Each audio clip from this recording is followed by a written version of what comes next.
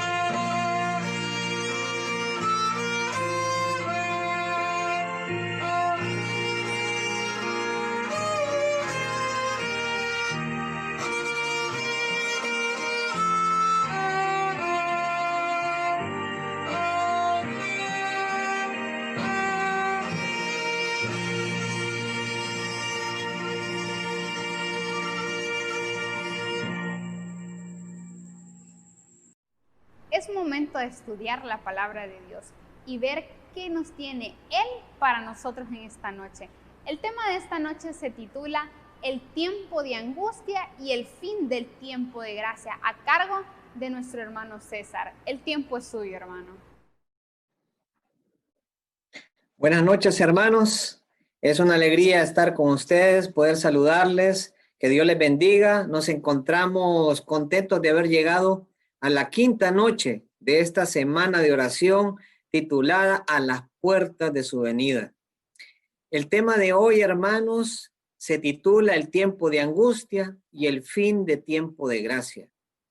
Antes de ir a la oración, quiero comentarles que en todos los temas tienen un guión y estos guiones serán colgados en Facebook. Así que si usted quiere tener los contenidos de los temas de estas noches, usted lo va a poder encontrar en el Facebook de la iglesia de Brisas Expocentro. Así que usted puede buscarlos ahí y eso le servirá para que usted pueda compartirlos, para que usted pueda darlos en sus pequeñas congregaciones inclusive, o pueda dar un estudio bíblico a otras personas.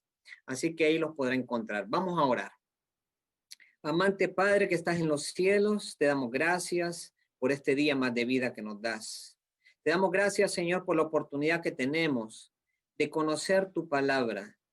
Padre, te damos gracias porque tú nos has revelado lo que viene en el futuro. Y eso nos permite, Señor, poder estar preparados, poder, Señor, estar conscientes y poder también hacer la obra que nos has encomendado. Señor, queremos ponernos en tus manos en esta noche. Señor, queremos disfrutar de tu presencia. Queremos tu bendición. Y todo lo pedimos, Señor, en los méritos de tu Hijo amado, Cristo Jesús. Amén. Muy bien, hermanos. El tema de hoy es el tiempo de angustia y el fin de tiempo de gracia. En las dos noches anteriores hemos estudiado acerca del sello de Dios y de la marca de la bestia. Hemos visto que esto se desarrolla en medio de un conflicto cuya base o cuyo elemento en disputa es el tema de la adoración a Dios o la adoración al enemigo.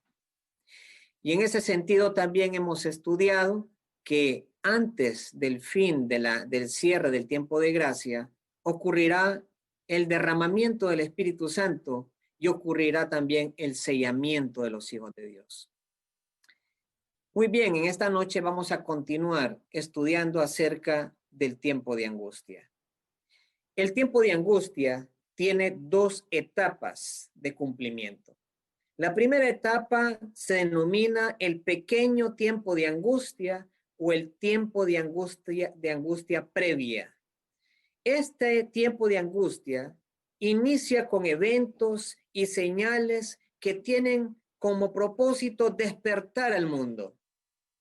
Y este tiempo de angustia corto finaliza cuando se cierra el tiempo de gracia.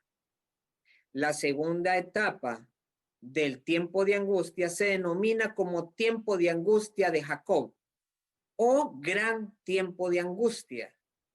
Este inicia con el cierre del tiempo de gracia para el mundo y entonces comienza el derramamiento de las 7 plagas de la ira de Dios y finaliza con la segunda venida de nuestro Señor Jesucristo. Dos etapas para el tiempo de angustia. El tiempo de angustia previo o el corto tiempo de angustia se caracteriza por algunas señales, por algunos eventos que encontramos, por ejemplo, en Lucas capítulo 21, versículo 25 al 26. Dice así: entonces habrá señales en el sol, en la luna y en las estrellas, y en la tierra angustia de las gentes, confundidas a causa del bramido del mar y de las olas, desfalleciendo los hombres por el temor y la expectación de las cosas que sobrevendrán en la tierra, porque las potencias de los cielos serán conmovidas. También encontramos este tipo de eventos y señales que se dan durante el tiempo de angustia previo en Mateo capítulo 24, versículos 6 y 7. Y dice así la palabra de Dios: y oiréis de guerras y rumores de guerra. Mirad que no os turbéis, porque es necesario que todo esto acontezca, pero aún no es el fin, porque se levantará nación contra nación y reino contra reino, y habrá pestes y hambres y terremotos en diferentes lugares. Y todo esto será principio de dolores. Al leer esto, nosotros podríamos concluir que nosotros estamos en ese periodo o iniciando ese periodo del tiempo de angustia previo o del corto tiempo de angustia. Pero seguidamente de esta descripción que hace Mateo en estos versículos, en el versículo número 9 dice un acontecimiento interesante. Después de estas señales dice, entonces os entregarán a tribulación y os matarán y seréis aborrecidos de toda la gente por causa de mi nombre. Muchos tropezarán entonces y se entregarán unos a otros y unos a otros se aborrecerán. Y muchos falsos profetas se levantarán y engañarán a muchos.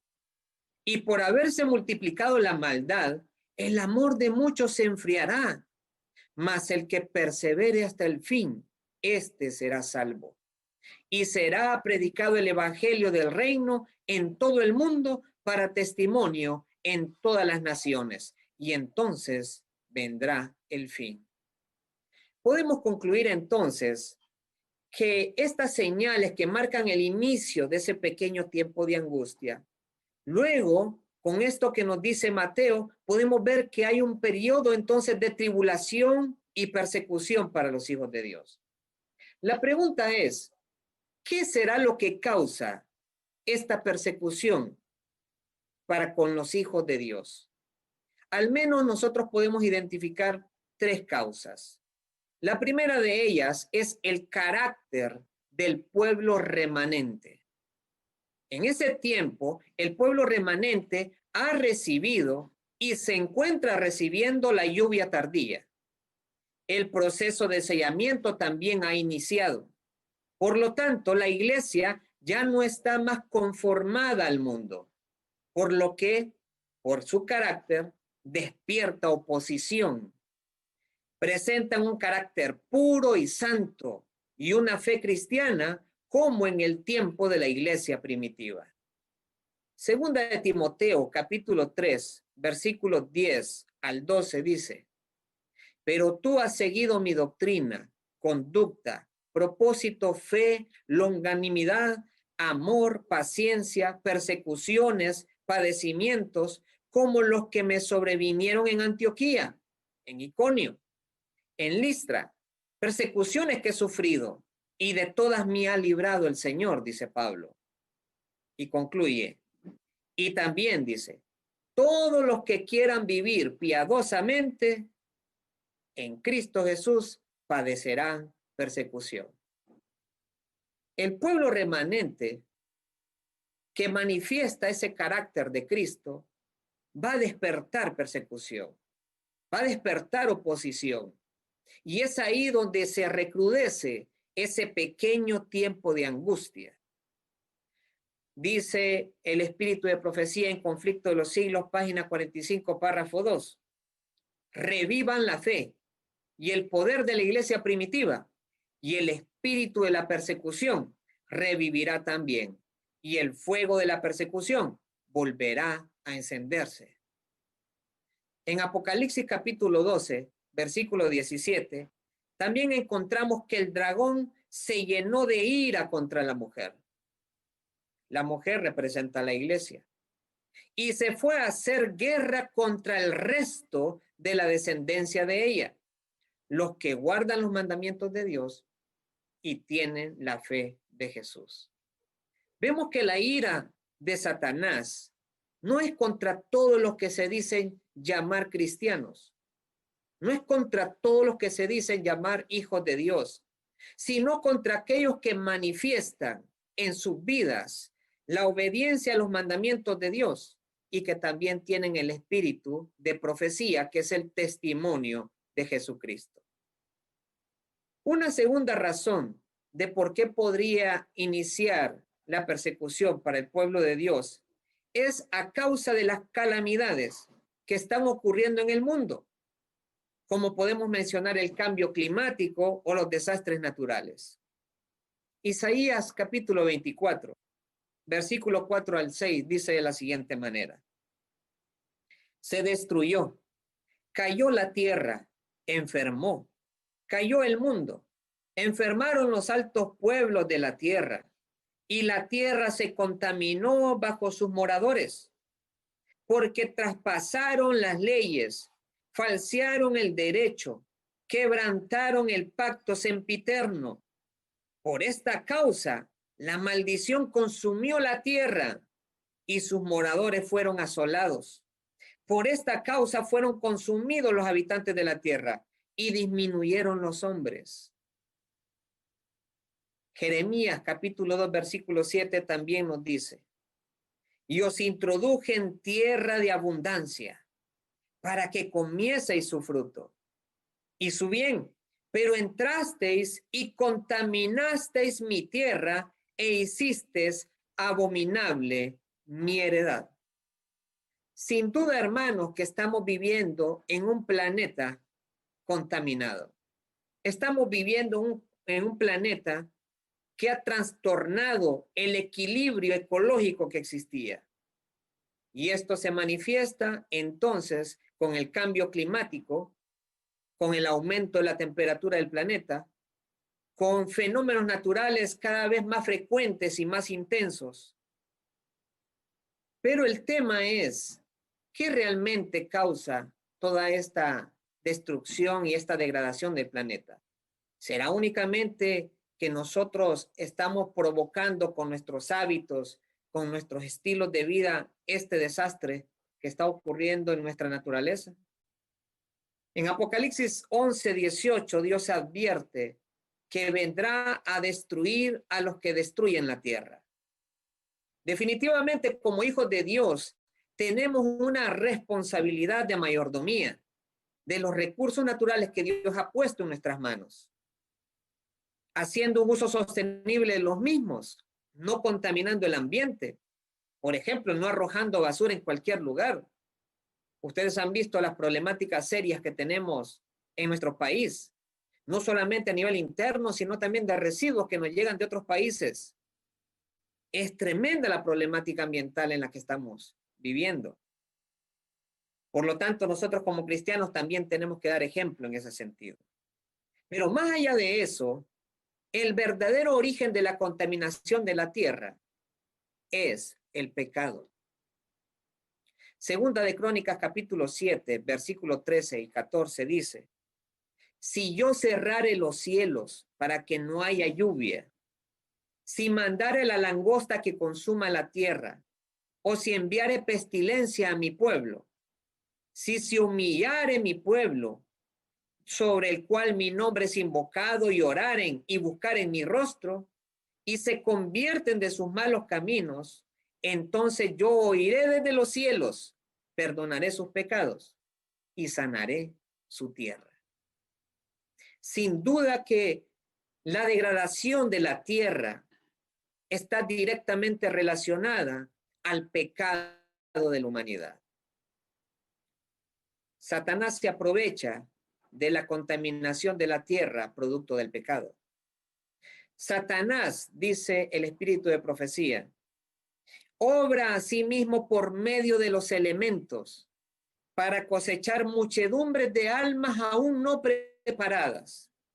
Tiene estudiado los secretos de los laboratorios de la naturaleza y emplea todo su poder para dirigir los elementos en cuanto Dios se lo permita. Satanás ejerce dominio sobre todos aquellos a quienes Dios no guarda en forma especial.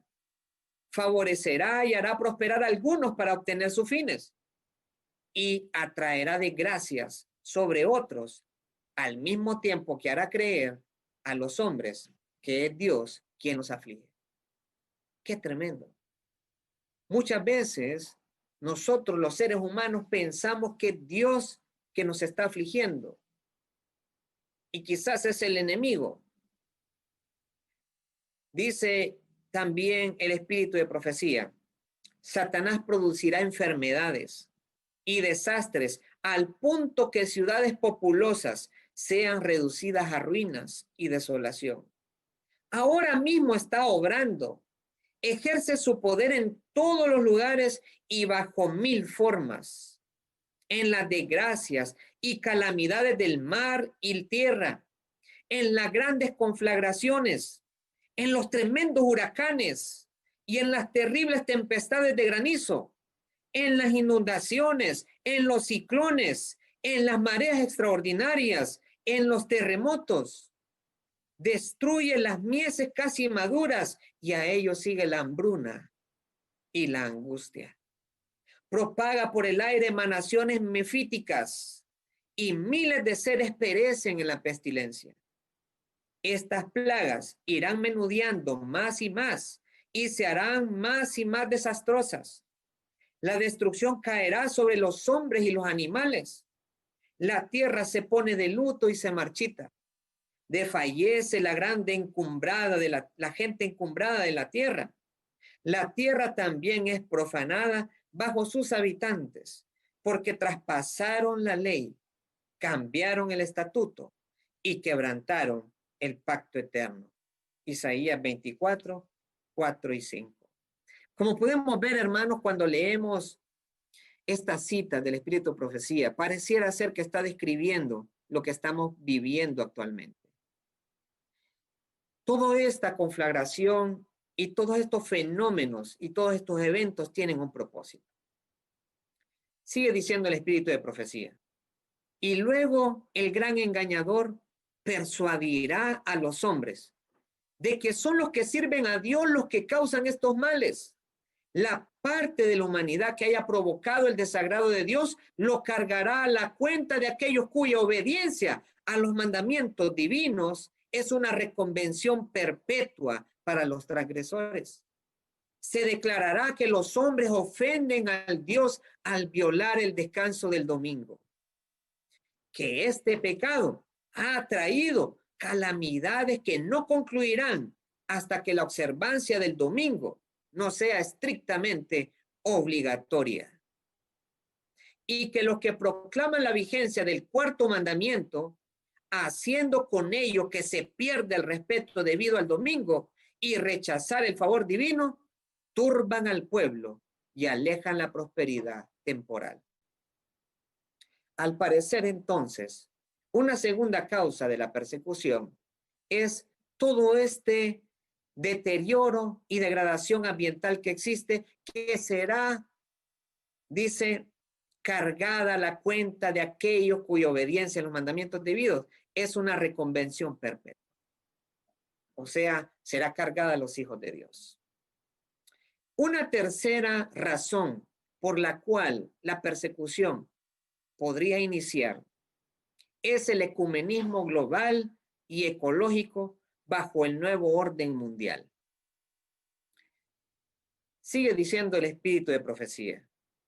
Merced a dos errores capitales, el de la inmortalidad del alma y el de la santidad del domingo, Satanás prenderá a los hombres en sus redes, mientras aquel, o sea, la inmortalidad del alma, forma la base del espiritismo. El otro, que es la santidad del domingo, crea un lazo de simpatía con Roma. Los protestantes de Estados Unidos serán los primeros en tender las manos a través de un doble abismo al espiritismo y al poder romano. Y bajo la influencia de esta triple alianza, este país marchará en las huellas de Roma, pisoteando los derechos de la conciencia. Dos errores capitales: el espiritismo y la santidad del domingo. Es muy importante tener esto muy presente. Sigue diciendo el Espíritu de Profecía que los papistas, los protestantes y los mundanos aceptarán igualmente la forma de piedad sin poder de ella. Y verán en esta unión un gran movimiento para la conversión del mundo y el comienzo del milenio tan largamente esperado. Hermanos, Hoy por hoy estamos viendo ese gran movimiento de unidad. Perdón.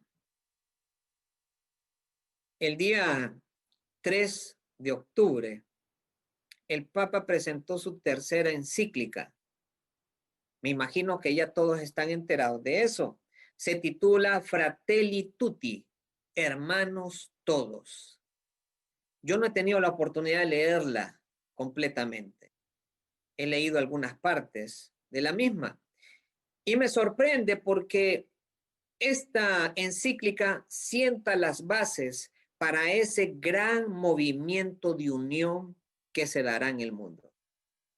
¿Saben, hermanos? En esa encíclica se rechaza y se reprende toda oposición a la búsqueda de la unidad, el amor y la paz.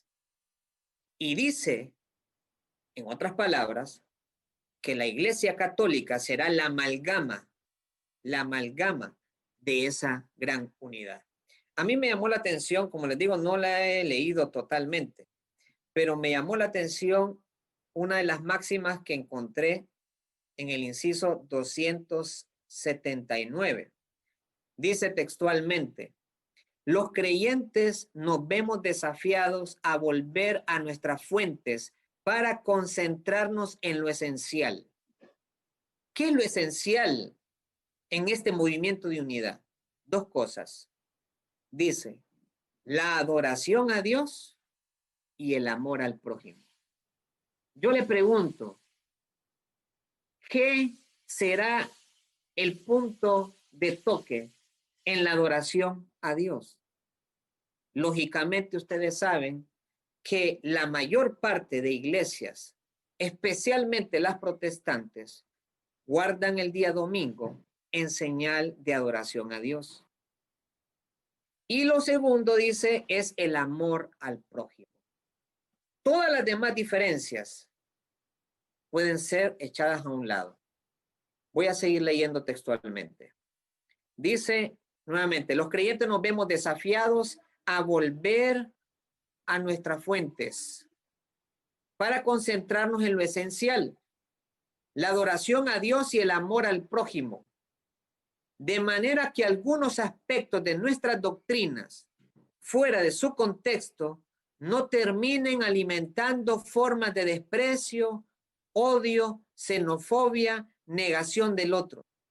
La verdad es que la violencia no encuentra fundamento en las convicciones religiosas fundamentales, sino en sus deformaciones.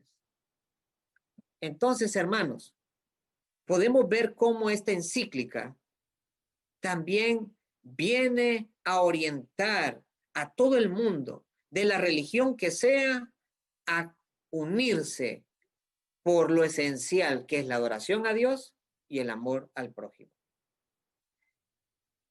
También se habla de otros temas. Todas aquellas personas o organizaciones o grupos que no atiendan a la unidad, llegará un punto donde serán aislados. Y el Papa menciona algo interesante. Él dice que de la pandemia o salimos mejores o salimos peores. Si salimos mejores es porque vamos a aceptar que debemos de unirnos. Y yo les voy a decir, los principios en que se sustenta esta unidad son hermosos, son buenos, son beneficiosos para la humanidad, pero se contraponen a la verdad de Dios. Y entonces, si salimos peores, significa que estamos rechazando la mediación y estamos rechazando encontrar puntos comunes que nos permitan unidad. Esto debe poner nuestra atención. Ahora, decíamos que hay dos errores capitales, el espiritismo y la santidad del domingo. ¿Qué podemos decir acerca del espiritismo? Este es un tema que ya ha permeado totalmente la sociedad. Ustedes ven espiritismo, vemos espiritismo en todo, en las películas, vemos espiritismo en las series, en los muñequitos de los niños, vemos espiritismo en la música. El espiritismo ha permeado totalmente nuestras sociedades y en todos los niveles. Ahora, con respecto a la santidad del domingo, también se está avanzando a pasos agigantados. Y lo que se puede advertir es que también será a través del tema ecológico que muy probablemente se sienten las bases para su imposición, ya que también el Papa Francisco, en su encíclica Laudato Si, habla sobre el cuidado de la casa común y prepara los fundamentos para que el día domingo sea declarado día de descanso, no solo para el hombre, sino también para darle un respiro semanal a la naturaleza. En el inciso 237 expone lo siguiente, de manera textual. Dice, de ese modo la acción humana es preservada no únicamente del activismo vacío, sino también del desenfreno voraz y de la conciencia aislada. Ojo, todo aquel que no se quiera unir es porque tiene una conciencia aislada, que lleva a perseguir solo el beneficio personal. La ley del descanso semanal imponía abstenerse del trabajo el séptimo día para que reposen tu buey y tu asno y puedan respirar el hijo de tu esclava y el migrante. El descanso es una ampliación de la mirada que permite volver a reconocer los derechos de los demás. Así, el día de descanso, cuyo centro es la Eucaristía, derrama su luz sobre la semana entera y nos motiva a incorporar el cuidado de la naturaleza y de los pobres. Como ustedes pueden ver, hermanos, también entonces tenemos ya las bases sentadas para que a través de este ecumenismo ecológico mundial se proceda entonces a establecer el día domingo como el día de reposo mundial. Recientemente, con la pandemia en el mes de abril de este año, el Papa Francisco dijo textualmente que la pandemia es una de las respuestas de la naturaleza a los seres humanos que ignoran la crisis ecológica. Y dijo, no respondimos a las catástrofes parciales. ¿Quién habla ahora por los incendios en Australia? ¿O recuerda que hace 18 meses un barco podía cruzar el Polo Norte porque los glaciares se habían derretido? ¿Quién habla ahora de las inundaciones? No sé si se trata de la venganza de la naturaleza, pero ciertamente son respuestas de la naturaleza. Hermanos, esta podría ser también una de las causas para la persecución de los hijos de Dios. Antes del fin del tiempo de gracia, el mundo responsabilizará al pueblo de Dios de estas calamidades y se ejercerá intensa presión sobre nosotros a fin de que abandonemos nuestra fe peculiar y nos unamos a ellos para buscar a Dios en la forma en que la mayoría lo hace. La cooperación parecerá sumamente razonable. Aquellos que se rehúsen a cooperar serán considerados como fanáticos y traidores. Y de muchas partes del mundo serán amenazados de muerte. Y dice el Espíritu de Profecía en este mismo párrafo, habrá mártires antes del fin del tiempo de gracia. Mensajes selectos, tomo 3, página 453. Estos juicios antes del cierre de tiempo de gracia solo son el anuncio de calamidades mayores. Estos son enviados por misericordia para advertir al mundo acerca del fin del tiempo de gracia y de la cercanía de la segunda venida de Cristo.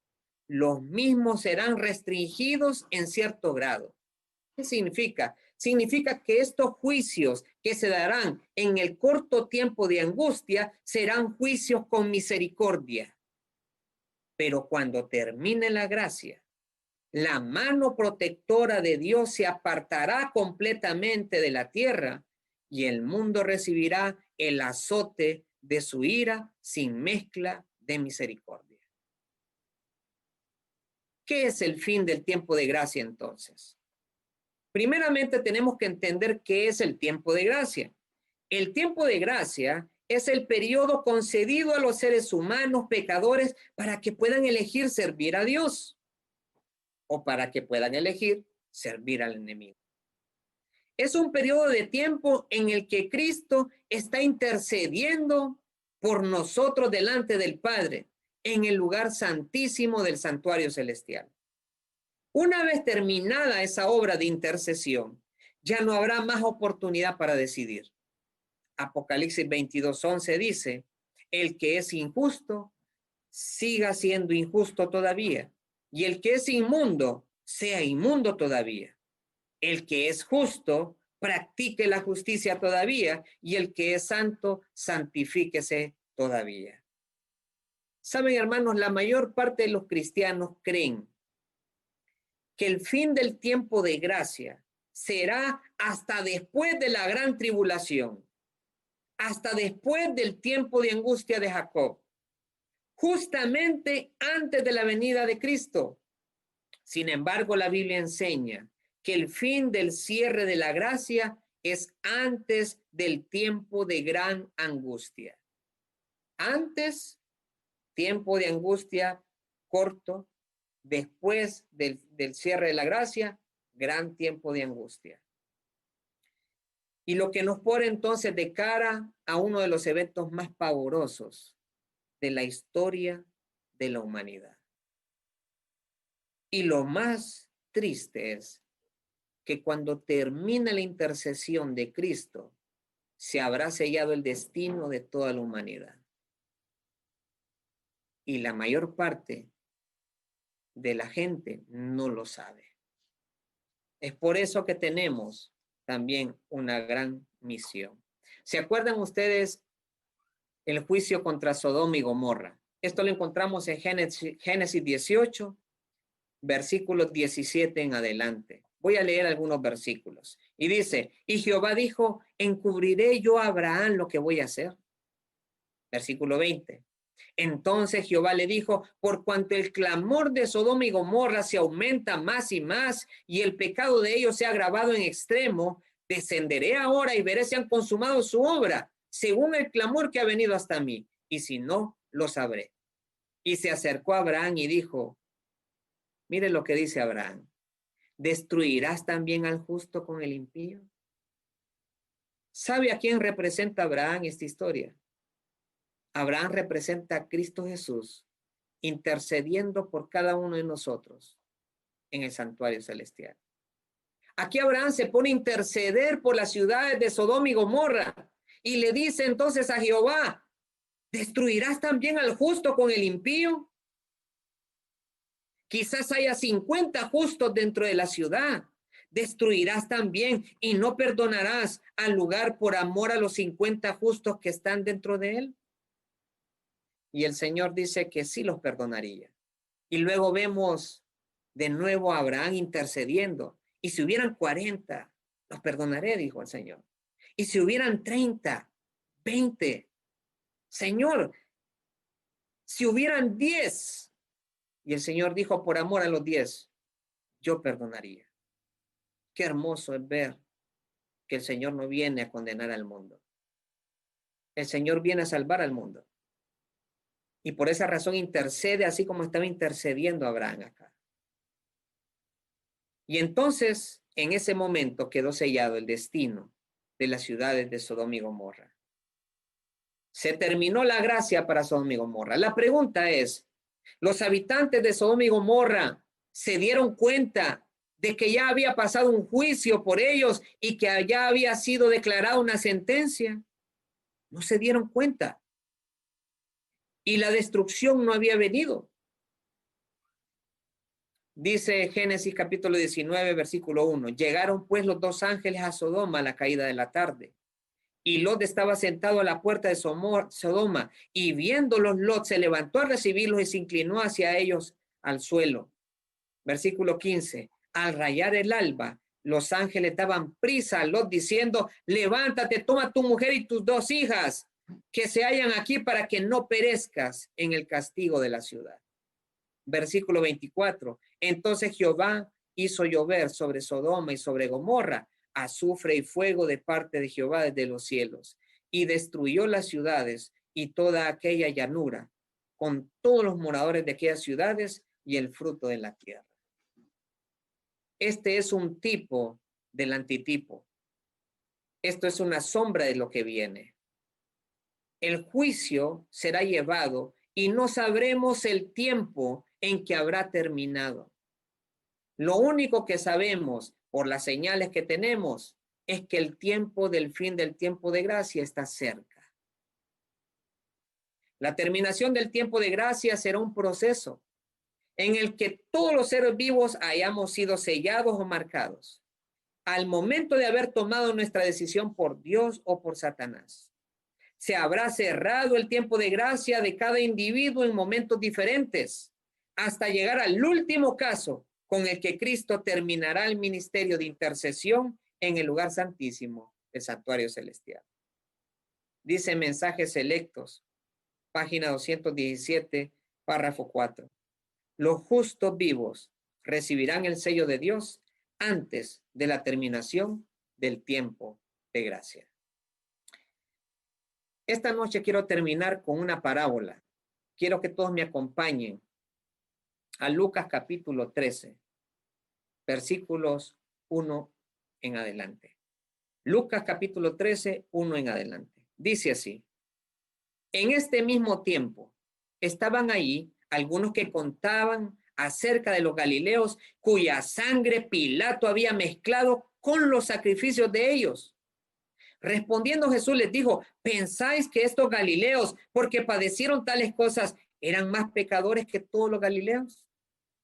Os digo, no.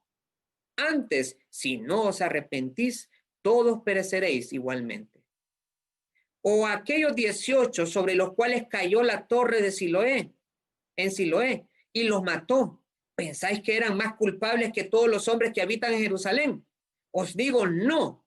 Antes, si no os arrepentís, todos pereceréis igualmente.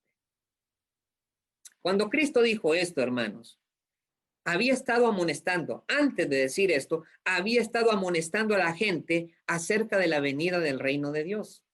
Y los había reprendido severamente por su ignorancia e indiferencia. Eso lo encontramos en el contexto. Lucas 12:54. Dice: decía también a la multitud: cuando veis la nube que sale del poniente, luego decís: agua viene. Y así sucede. Y cuando sople el viento del sur, decís: hará calor, y lo hace. Hipócritas, sabéis distinguir el aspecto del cielo y de la tierra, y cómo no distinguís este tiempo. Y la misma pregunta nos hace el Señor hoy. Estamos viendo las señales. Se están poniendo sobre la mesa todas las piezas. Estamos empezando a atar todos los cabos. Y no percibimos el tiempo en el que estamos viviendo. Eso les dijo el Señor antes de la parábola que estamos estudiando. Pero esas personas estaban tan listas como lo estamos hoy. Hoy nosotros sacamos conclusiones muchas veces de que somos los favoritos de Dios. Somos adventistas. Somos el pueblo remanente. Estas señales y estos eventos realmente son mensajes de reprobación para los demás. No, es que hay mucha gente que tiene que venir a Cristo. Y nosotros como los favoritos de Dios.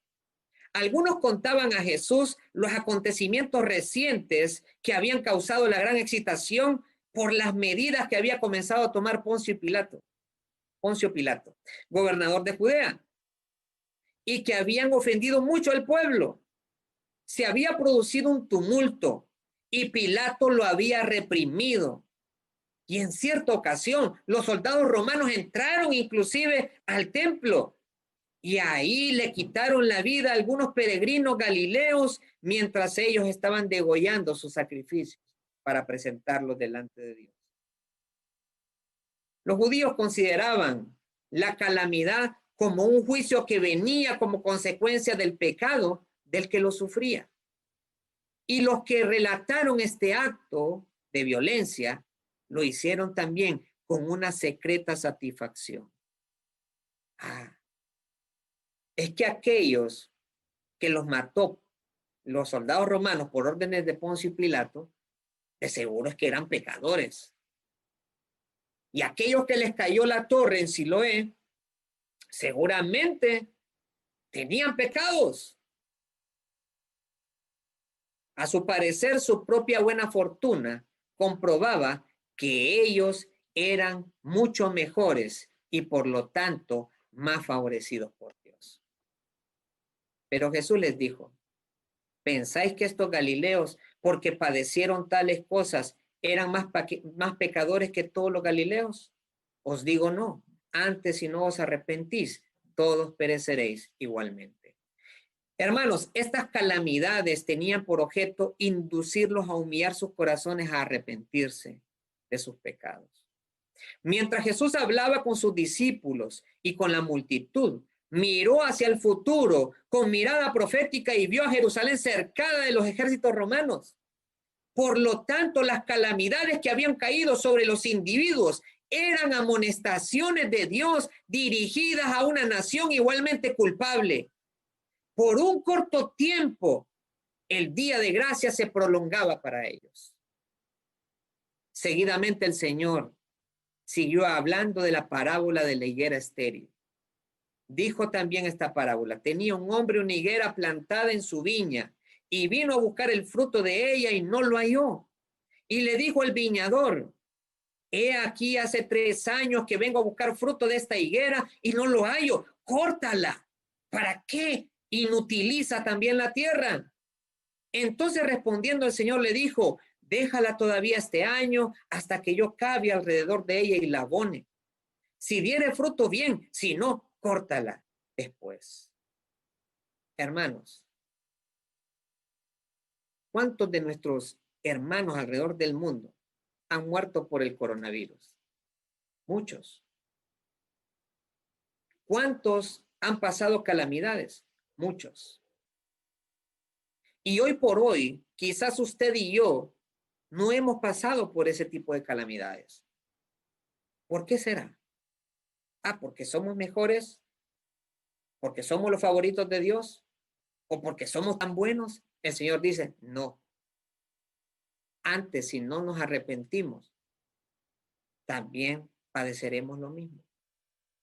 Hoy estas cosas y estos eventos son amonestaciones en este corto tiempo de angustia. Son amonestaciones con misericordia antes de que venga el fin del tiempo de la gracia, hermanos. Hoy en día, así como esta parábola, muchos de nosotros estamos inutilizando la tierra. Somos como esta higuera plantada que no da fruto. Y el Señor, el Padre, le pregunta a Cristo y le dice: ¿por qué esta planta no da fruto? Y el Señor intercede por nosotros en este momento y dice: Señor, déjala un año más.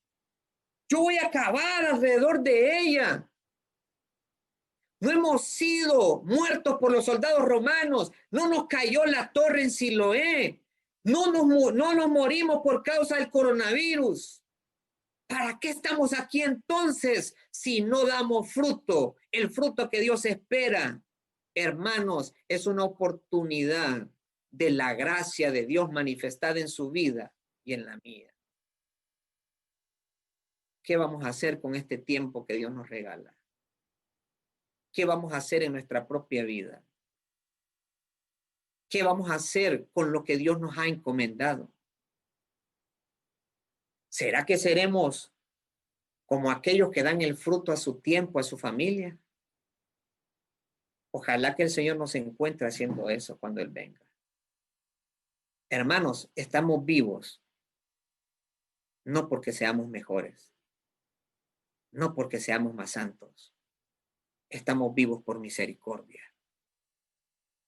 Y Dios nos ha alargado una oportunidad y ha manifestado en este pequeño tiempo de angustia que ya ha iniciado y que se avecina aún más fuerte, para que nosotros procedamos al arrepentimiento y para que podamos manifestar el poder de Dios en nuestras vidas a través de una vida cambiada, de una vida transformada.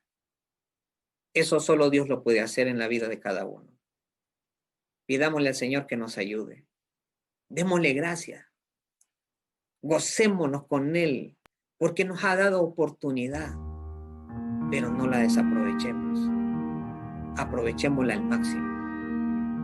Vivamos cada día como si fuera el último. Tratemos con todo el corazón de agradarlo. Tratemos con todo el alma de servirlo. Y si usted y yo caemos nuevamente, corramos a los pies de Cristo. Porque abogado tenemos en el cielo a Jesucristo, que está intercediendo por usted y por mí. Y que está presentando las palmas de sus manos, donde están grabados nuestros nombres. Ese es mi deseo y mi oración en esta noche. Inclinemos el rostro. Padre nuestro que estás en los cielos, estamos agradecidos contigo, Señor, por este maravilloso tiempo de gracia que nos has dado. Ayúdanos, Señor, para que cuando nos encontremos con la muerte, nosotros podamos estar preparados. Y si nos permites más tiempo de vida, que podamos aprovecharlo al máximo. Señor, nosotros mismos no podemos operar cambios en nuestra vida. En esta hora, Padre, yo elevo un clamor, como miles de tus hijos alrededor del mundo lo han elevado y lo están elevando. Pedimos, Padre, que quebrantes toda nuestra vida, que elimine, Señor, todo lo que nos estorba, que tu Santo Espíritu penetre en lo más profundo de nuestro ser, que manifieste nuestro pecado, para que podamos confesarlo, para que podamos arrepentirnos, y que tu poder sea manifiesto en una piedad real, en una piedad que sea una experiencia viva en cada uno de nosotros. No podemos hacerlo nosotros, pero tú sí puedes hacerlo. Y tú has prometido, Señor, que lo harás. Tú tienes un plan para cada uno de nosotros. Tú lo tienes. Señor, que en esta noche nosotros podamos creer con todo nuestro corazón que ese plan se cumplirá en la vida de cada uno de nosotros. Bendícenos en el nombre de Cristo Jesús. Amén.